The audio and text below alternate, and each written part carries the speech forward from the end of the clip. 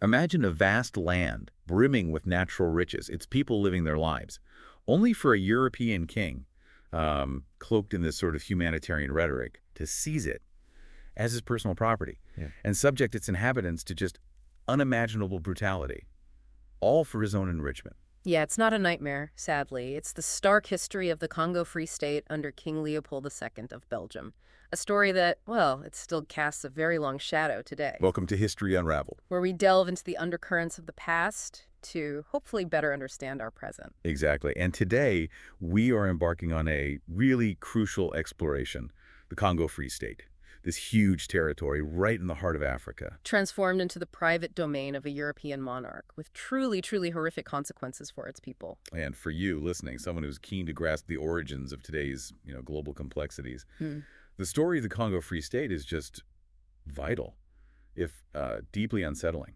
It really lays bare the mechanics of unchecked ambition, doesn't it? Of greed just masquerading as progress, and the terrible human cost when power operates without any real accountability. We'll be drawing from some significant historical accounts, things like the detailed Wikipedia entries on atrocities in the Congo Free State, the Casement Report, which is crucial. Absolutely crucial. And the main Congo Free State entry itself, we're using those to navigate this, well, disturbing but essential history. Our goal today, really, is to move beyond just the facts and figures. Yeah, we want to try and immerse you in the experiences of the Congolese people during this really dark period, to understand the motivations, the mechanisms of this brutal regime.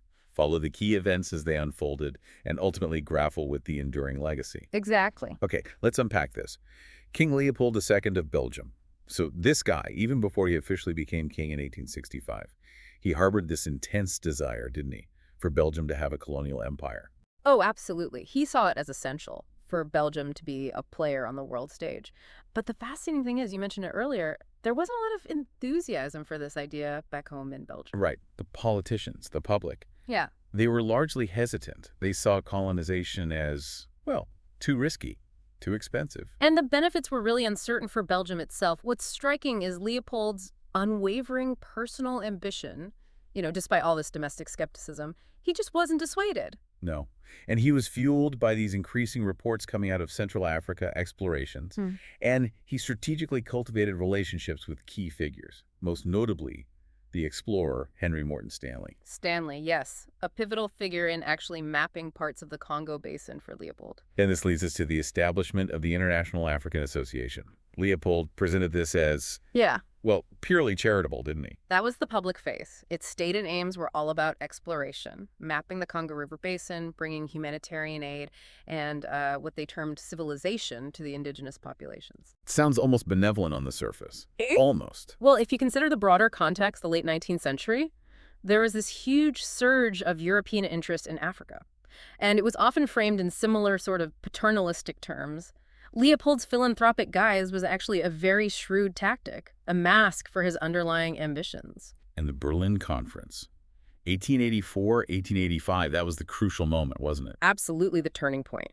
European powers convened, and critically, they recognized Leopold's personal authority over this vast area, over 2.3 million square kilometers, which became known as the Congo Free State. Personal authority, that's the key bit. It is. The Berlin Conference, we should remember, was basically the rule-setting event for the scramble for Africa, where European powers just carved up the continent amongst themselves. And Leopold gets this massive chunk under the pretense of establishing a free trade zone and acting as a neutral buffer between British and French colonial interests. It's astonishing, really, how he managed to secure this massive personal fiefdom. And the name, Congo Free State. It droops with irony, doesn't it? Free for whom? Certainly not the Congolese. Precisely. The concept of free was entirely absent in their lives. What's crucial, and you hit on it, is the intensely personal nature of Leopold's control. He wasn't truly accountable to the Belgian government. He held absolute power, making decisions with minimal oversight. But initially, actually running this place, it wasn't easy. No, administering such a vast territory presented huge challenges. He had a relatively small number of European administrators scattered across this immense land. Their presence in much of the interior was quite limited initially. So in those early days, the Congo Free State wasn't actually making him much money. Not really. I recall reading it teetered on the brink of bankruptcy or relied mainly on ivory exports, but they simply weren't generating enough revenue to cover the costs, let alone turn a profit. Okay, here's where things take a really dark turn. The rubber boom, the 1890s. Yes. Suddenly, there was this explosive global demand for natural rubber, driven by innovations like, well, inflatable tires for bicycles and early automobiles. Suddenly, rubber was gold. It was the new gold, absolutely. This dramatic increase in demand completely altered the landscape. Leopold, recognizing this incredibly lucrative opportunity, took a radical step in 1891. What does he do? He declared all vacant land in the Congo, which essentially encompassed most of it, forests, uncultivated areas, to be the property of the state, his state. Wow. So basically everything valuable. Pretty much. This domain system effectively placed the vast natural resources, particularly rubber and ivory, under his direct control. And then came the distribution of these massive concessions. He essentially carved up the Congo into huge tracts. Exactly. Granted them to private companies, names like Société Anversoise, ABIR, Compagnie du Katanga. These companies were given enormous power within their designated areas. But he kept a chunk for himself too, right? The crown domain. He did. A substantial portion solely under his personal rule. So the entire focus shifted to one overriding objective: maximizing profit. And doing it rapidly. For Leopold and these concessionary companies, Profit above all else. profit above everything. These companies, like ABI, are operating in the Equateur district. They were granted vast, almost unchecked powers within their territories. And this is the context where the horrific red rubber system comes in. Yes. The colonial administration began demanding rubber collection as a form of taxation. This effectively created a slave society. The companies became entirely reliant on coercing Congolese people to harvest wild rubber. Coursing is putting it mildly, isn't it? Extremely mildly. Black officials, known as capitas, were recruited to organize local labor, but the pressure from above, from the white agents to meet ever-increasing, often physically impossible quotas, was immense, Right. with absolutely zero consideration for the well-being of the workers. And these private companies, within their concession areas, they could basically do whatever they wanted. Virtually unlimited authority. This system, by the way, wasn't entirely unique to the Congo. We see similar patterns of forced labor, brutal resource extraction, and other colonial ventures. It highlights a systemic flaw, really, in that whole imperial model where economic gain just consistently trumped basic human rights. Unfettered power, a desperate need for rubber. Mm. It just inevitably led to unimaginable brutality. Absolutely. We're talking about forced labor enforced through sheer terror. The force public, the Free State's military force, played a central role. Tell us about them. Who were they? It was composed of white European officers, but the vast majority of the soldiers were black, recruited often forcibly from various regions within the Congo and sometimes outside, including groups like the Zapo-Zaps, who became particularly feared for their ruthlessness. And their methods. Deeply disturbing. Refusal to collect rubber or failing to meet the quota could mean immediate execution.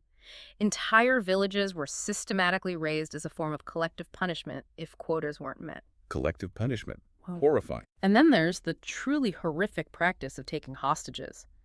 Women, children, elders, even chiefs, held in makeshift prisons at the company or state posts to ensure that the men went out into the forest to collect the rubber. So they'd hold families hostage. Yes, to force compliance.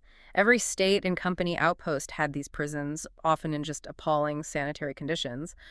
The death rates in these places were alarmingly high. And the severed hands. That's the image that everyone knows. It's become this enduring symbol of the atrocities. It's gruesome, but it was terrifyingly real. The force public soldiers were often required by their white officers to return with the severed hand of anyone they had killed as proof they hadn't wasted ammunition on hunting or just firing randomly. Proof they hadn't wasted ammunition. That's the justification. That was the chilling logic. This grotesque requirement led to widespread mutilation. Sometimes hands were cut off people who were still alive just to make up the tally, or for failing to meet those utterly unreasonable rubber quotas. It's absolutely sickening to contemplate.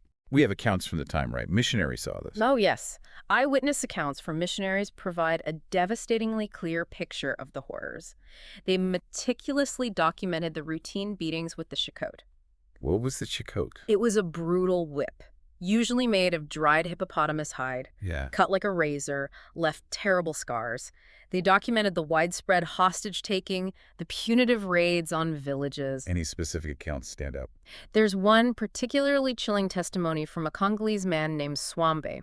He recounted the sheer terror inflicted by a colonial official named Leon Fiebes, who was notorious for his brutality and the number of hands collected under his command. And it went even further, didn't it? Severed heads. There were documented instances, Yeah. yes. Officers ordering the cutting off of heads in their display on village palisades. Even reports, incredibly disturbing reports, of women and children being displayed on crosses as punishment for entire communities.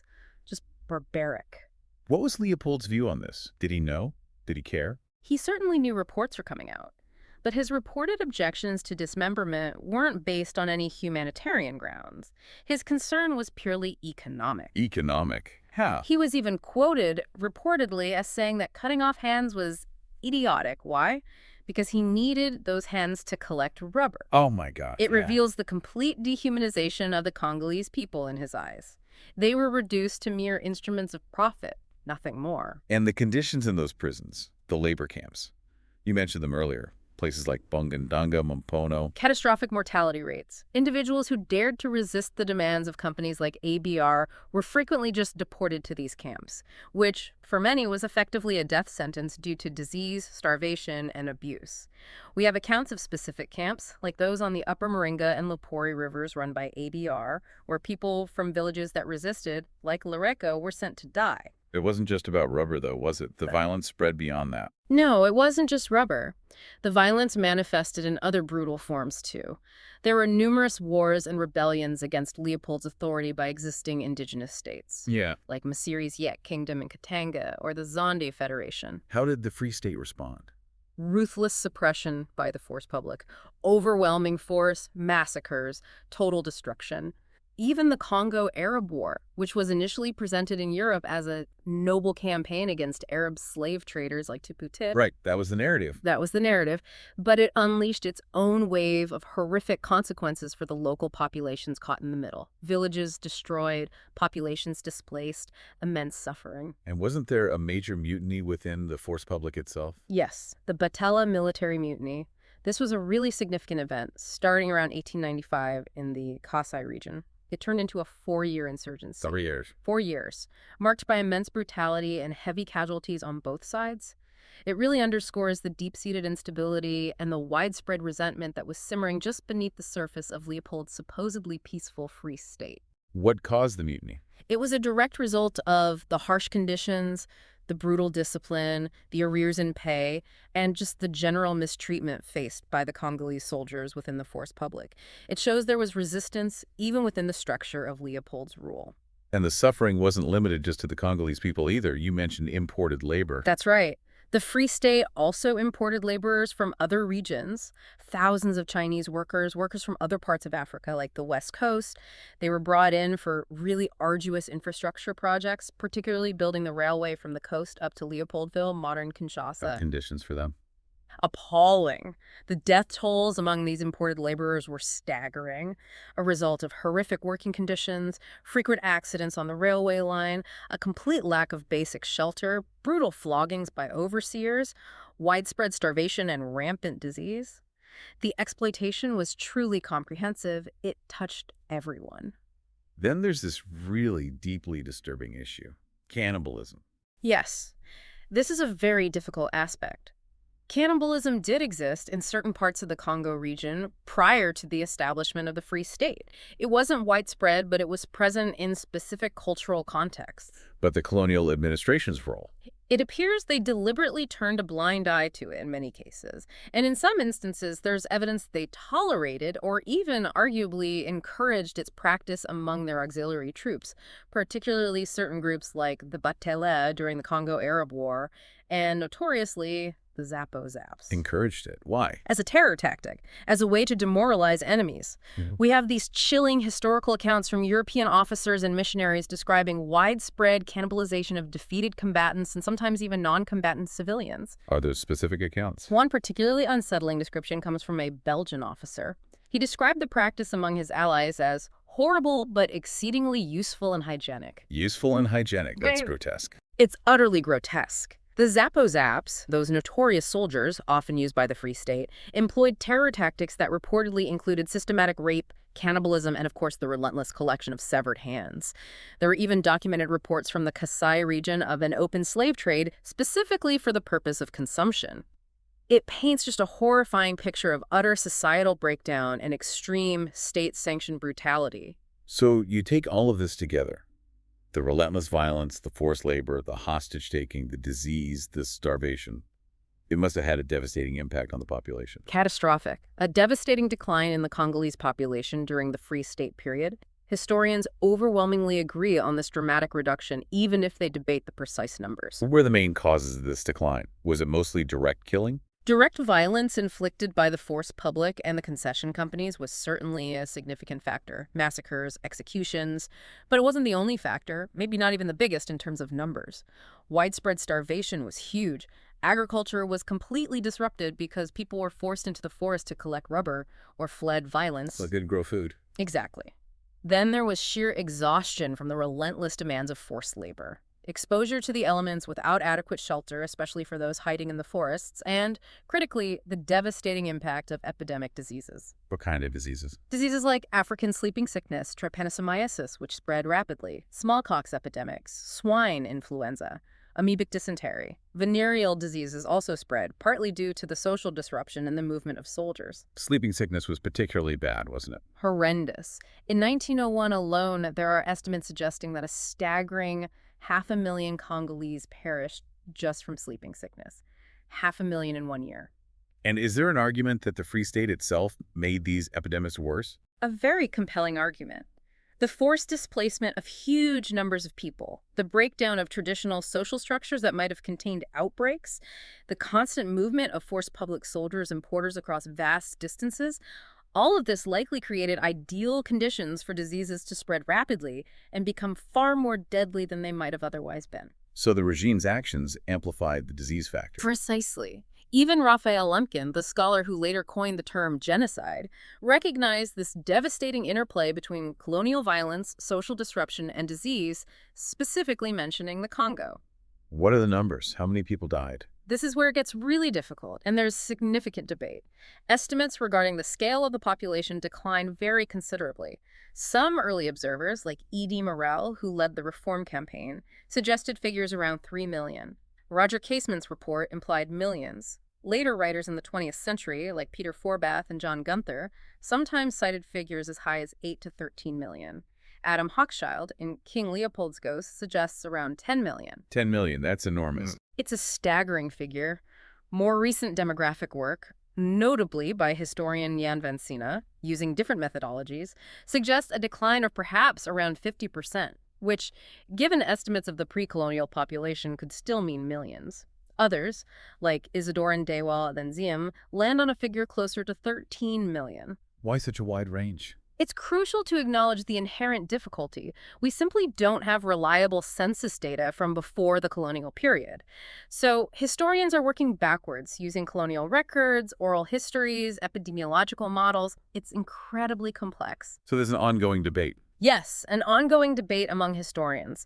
Some scholars have been labeled minimalists or revisionists because they question the highest estimates, arguing the data is too uncertain. But even the lowest credible estimates point to a demographic catastrophe on a massive scale. But regardless of the exact number, millions died. The suffering was immense. Undeniable. The sheer scale of suffering and loss of life during this period is just deeply tragic and undeniable, whatever the final number might be. How did the world find out? Surely this couldn't stay hidden forever. No, eventually the horrific realities of the Congo Free State could no longer be completely concealed. International awareness began to grow, although it was pretty slow at first. Who were the first to speak out? There were early voices. George Washington Williams, an African-American historian and journalist who visited the Congo, wrote a really powerful, open letter to King Leopold II way back in 1890. It's famous because he chillingly used the phrase crimes against humanity to describe the appalling conditions he'd witnessed. Crimes against humanity in 1890. That's remarkable. It really is. Shows the level of horror he saw.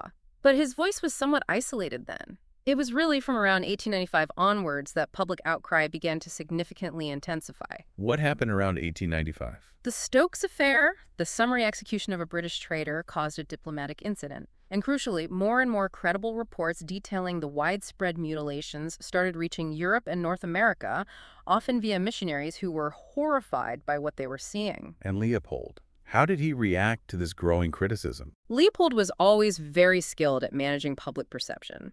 He attempted to manage this growing international condemnation. He even established a commission, the grandly named Commission for the Protection of Natives. Did it do anything? Not really. It was largely a public relations exercise, window dressing.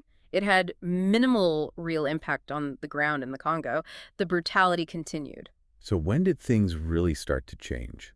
The true turning point, I'd say, arrived after the turn of the 20th century, around 1900 onwards, largely due to the relentless and incredibly courageous work of individuals like E.D. Morel. Morel, he was a shipping clerk, wasn't he? That's right. He worked for a Liverpool shipping company that had the contract for the Congo trade. He noticed that ships were arriving back from the Congo laden with valuable rubber and ivory, but the ships going out carried almost nothing but guns, ammunition, and soldiers. So no actual trade happening, just extraction. Exactly. He deduced that this couldn't be legitimate trade. It had to be based on force. He quit his job and dedicated his life to exposing it. He founded the Congo Reform Association. And his book, Red Rubber, that was huge, right? Absolutely huge. Red Rubber, published in 1906, reached a vast audience. It meticulously documented the atrocities using eyewitness accounts and official reports. It played a crucial role in galvanizing public opinion against Leopold's regime. Who else joined the campaign? He was joined by a whole chorus of prominent figures who used their platforms. Literary giants like Mark Twain, who wrote a blistering satire called King Leopold's Soliloquy. Joseph Conrad, whose novella Heart of Darkness drew heavily on his own experiences in the Congo. Heart of Darkness, a classic. A dark classic, yes. Sir Arthur Conan Doyle, the creator of Sherlock Holmes, also wrote a powerful indictment called The Crime of the Congo.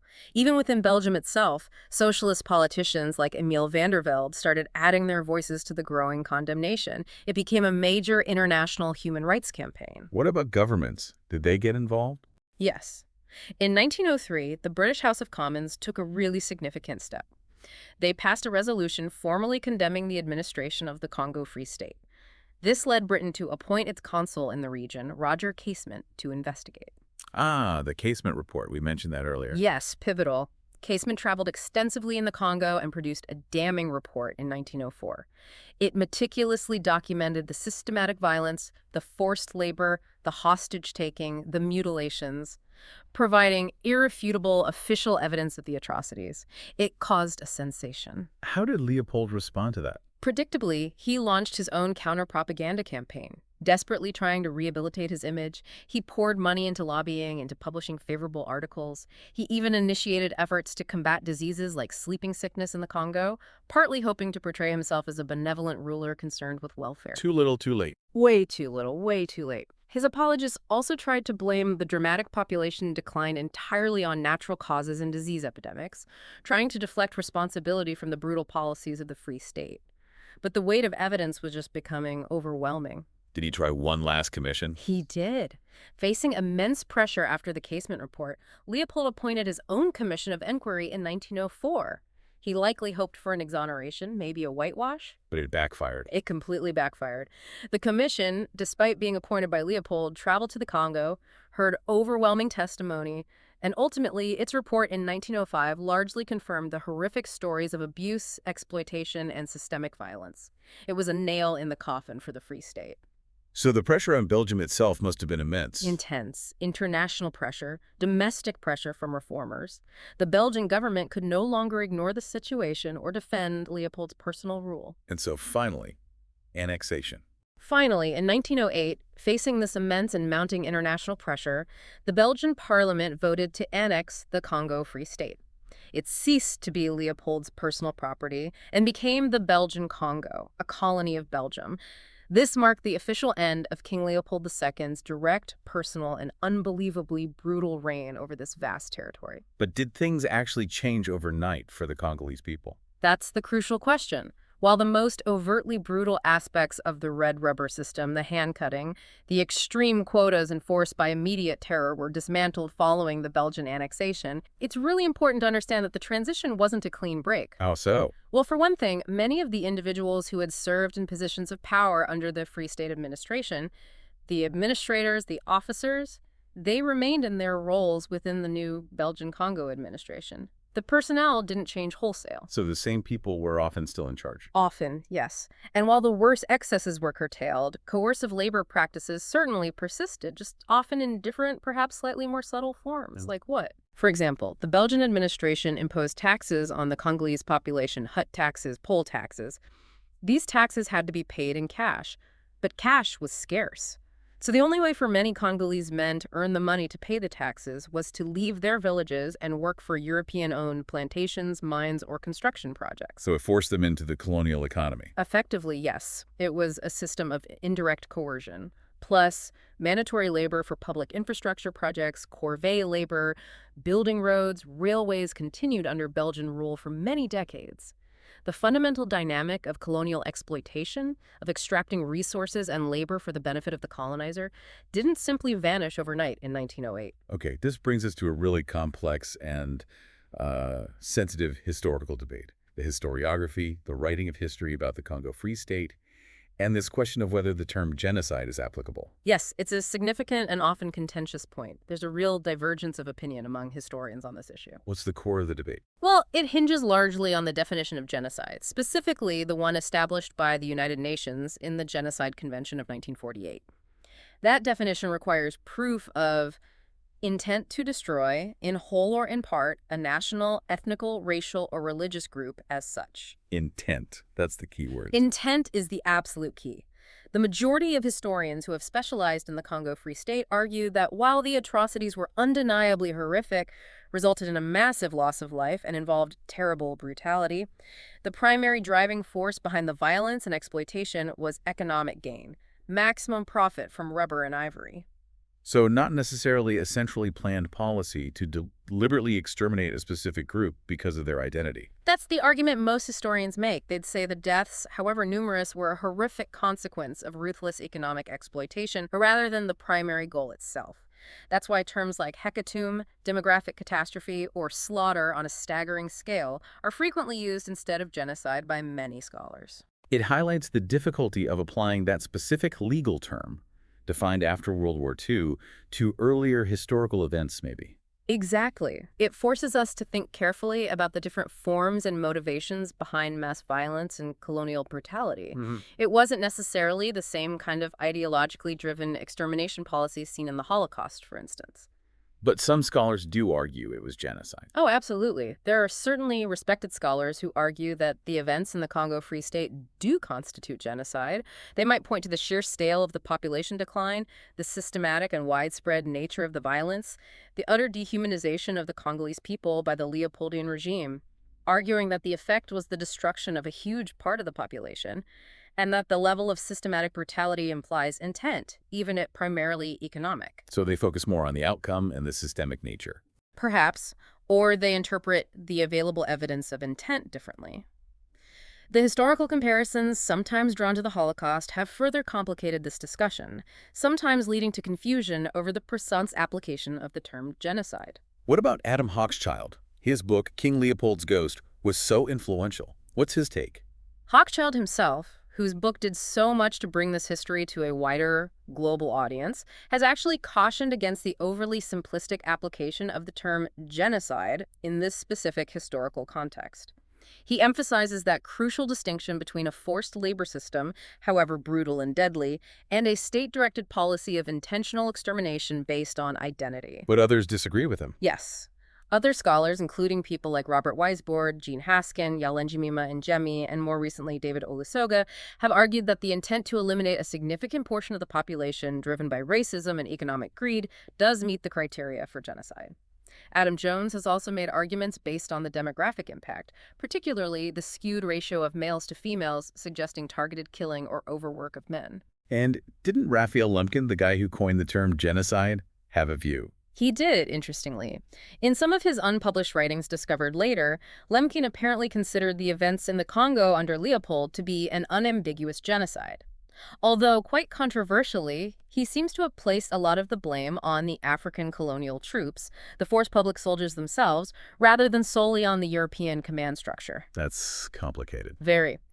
So the debate continues. Hochschild's book itself, while hugely impactful, also sparked considerable controversy, particularly in Belgium.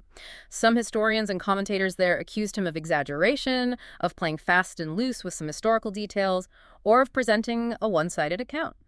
And some later works have been criticized for maybe downplaying things? Yes, some subsequent historical works, particularly perhaps within Belgium, have faced criticism from others for potentially softening the stance on the severity of the atrocities, maybe trying to create a more balanced picture that some feel obscures the sheer horror. It remains a period of history that is actively debated and reevaluated. And we should also mention the term Congolese genocide is sometimes used today to refer to much more recent events, right? That's a very important point, yes. The term is also used completely separately in reference to the mass violence, wars, and atrocities that have occurred in the Eastern Democratic Republic of Congo, particularly since the late 1990s.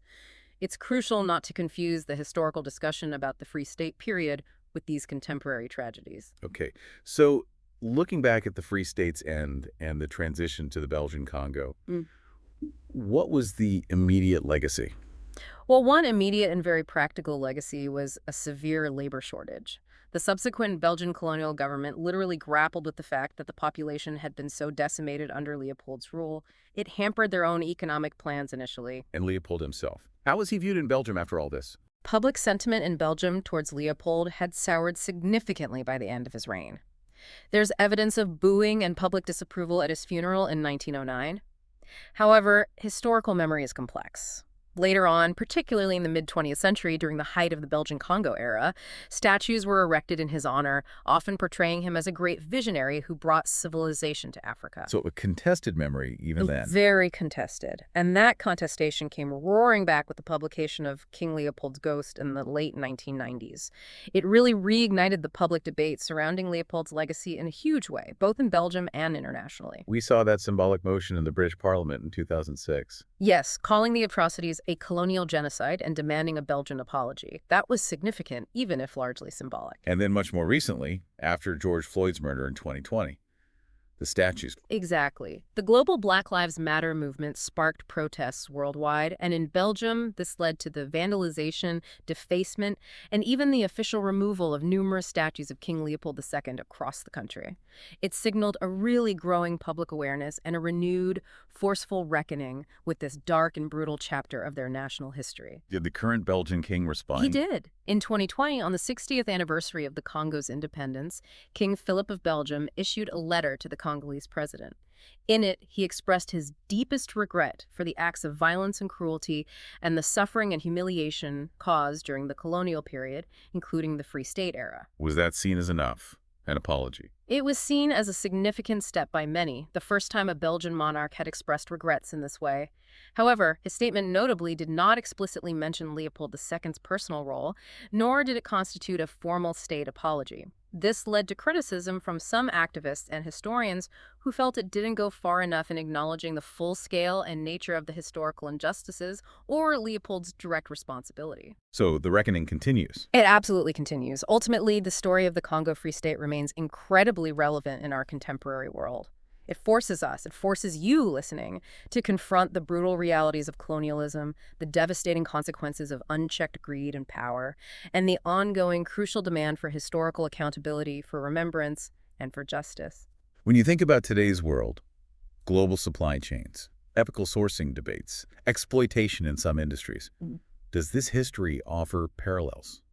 Or maybe warnings? I think it absolutely does. It's a stark reminder of how systems built purely on profit maximization, especially when dealing with vulnerable populations and valuable resources far away, can lead to horrific abuses if there isn't strong oversight, accountability, and respect for basic human rights. The mechanisms might be different today. Less overt state violence, perhaps, more complex economic pressures, but the danger of exploitation when power is vastly unequal. That remains a constant theme, sadly. So to kind of wrap up our deep dive today, we've really explored how King Leopold II use this calculated mix of personal ambition and public deception. To gain personal control over this huge territory in Central Africa. We've examined the horrific red rubber system, the unimaginable atrocities, the forced labor, the mutilations, the hostage-taking, and the catastrophic population decline it caused. We traced how international awareness slowly grew, the campaigning efforts, the Casement report, leading finally to Belgium taking over. And we've touched on that complex, ongoing debate about legacy, about memory, and whether the term genocide fits this specific, terrible history. It really leaves you thinking. While the direct horrors of Leopold's rule ended over a century ago, the wounds inflicted on the Congo and its people are obviously deep, they're long-lasting. What responsibility do former colonial powers actually bear today in acknowledging and maybe addressing these historical injustices? That's the million-dollar question, isn't it? The story forces us to confront the darkest aspects of human ambition, the devastating consequences of unchecked power. How does understanding this history inform our perspectives on present-day global inequalities, on the ongoing struggle for justice and remembrance around the world? Lots to think about. Definitely. And next time on History Unraveled, we'll be delving into another story, actually, one that also starts with a seemingly philanthropic endeavor, a project aimed at progress, but which concealed a far more sinister reality, revealing some perhaps surprising connections to the very technologies that shape our lives today. Sounds intriguing. Looking forward to it.